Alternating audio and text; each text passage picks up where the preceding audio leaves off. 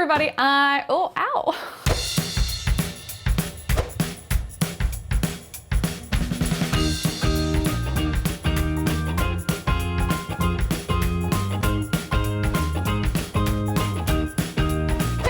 I'm Kelsey Impicciche, and today I'm going to be telling you guys the story of my worst date ever.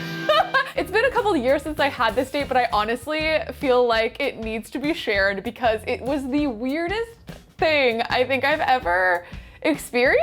So I'm sharing it with you. You're welcome. Please make sure to hit that subscribe button and that notification bell so you are notified every time a new video goes up. So anyway, I guess we should just get into the tea. She's gonna spill it. Before I share this story, I just want to say some things in the story are not okay. So make sure, you know, when you're going out and dating people to stay safe and also just know your own boundaries. Okay. All right. So this all happened a couple years ago. This is pre-COVID, by the way, obviously. It was back in the times that I was just like interested in dating. I was dating around a little. We've all done the thing with the dating apps before, but I was trying to like go out to bars or locations and like meet people. A friend of mine, let's call her Jane, decided to go out to a wine bar. I love wine. I'm a big wine aficionado. So Jane and I go to the wine bar. We're having a good time. There's a group sitting next to us of mainly guys. And so eventually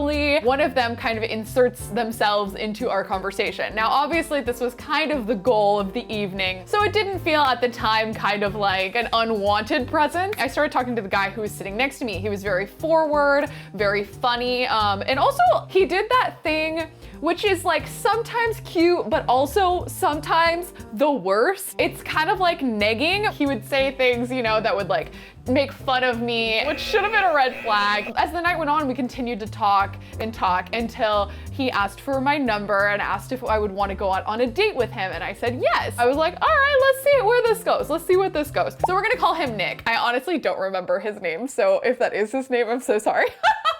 So Nick, I got my number, asked me out, makes a plan for dinner and drinks, which I thought was like pretty classy. He picked a fairly good restaurant. We go, I meet him there. He kind of nags me more at the beginning and I'm like, oh, okay, well, that's fine. As the evening went on, the dinner and drinks went actually fairly well. We had really easy conversation, but he kept kind of like flexing in the conversation a lot. Like distinctly, I remember him talking about how he like once got so wasted with a friend that he vomited on the steps of like his friend's like palace, I guess, because he was friends with a prince. And like he talked to me about like being flown places on private airlines. And so it became abundantly clear that this guy had money. And it's cool, but like not necessarily like the biggest factor for me. But like the stories were really cool that he had from all of these wild experiences. He was a very interesting person. So I was like, okay, cool. Like small baby red flags pinging up like boop,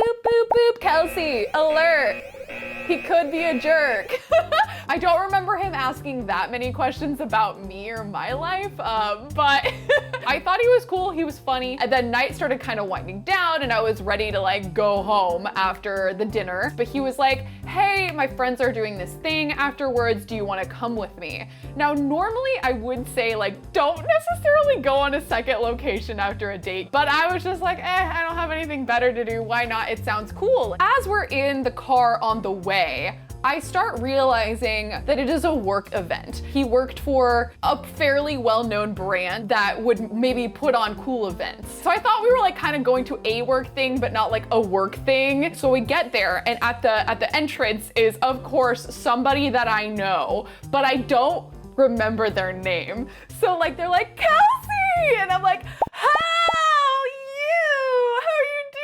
sorry if that's you and you're watching this. I'm so sorry. So we go into the event, the bar, and we get in there and there are not that many people there. Imagine if you had a full bar, but there's only like 15 people in it and they all know each other because they all work together. It dawns on me in this moment that he brought me to a work event for just his small group of coworkers. I've maybe like been around this person for an hour and a half total time ever. And I am meeting his boss, I'm meeting his coworker, I'm meeting Amy, the girl that, that works across the way, whatever. And then he proceeds to get sloppy drunk in a matter of, I wanna say 30 minutes. And I'm here at this work party with like 15 of his coworkers, having to take care of him because he is so drunk. He's starting to like cling on to me and like be very petty, which I don't like. He started calling me wifey. He started like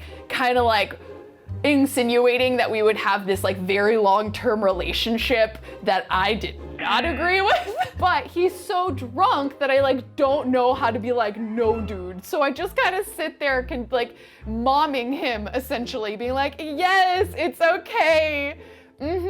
Yeah, maybe you don't need more drinks. I decide, you know what? I'm ready to leave this mess. Like I've been there for like 30, 45 minutes taking care of this hyper-wasted man that I don't know, who had tried to seduce me with his wealth and prestige, and then brought me to an office party. So I was like, okay, dude, I think it's time for me to go. Maybe you should go too, but that's your call. And he was like, yeah, no, let's go. And I'm like, I am not getting in the same car as you. I walk him upstairs, we're waiting for our cars. So while we're waiting, I kind of have my arm against a wall, kind of just waiting.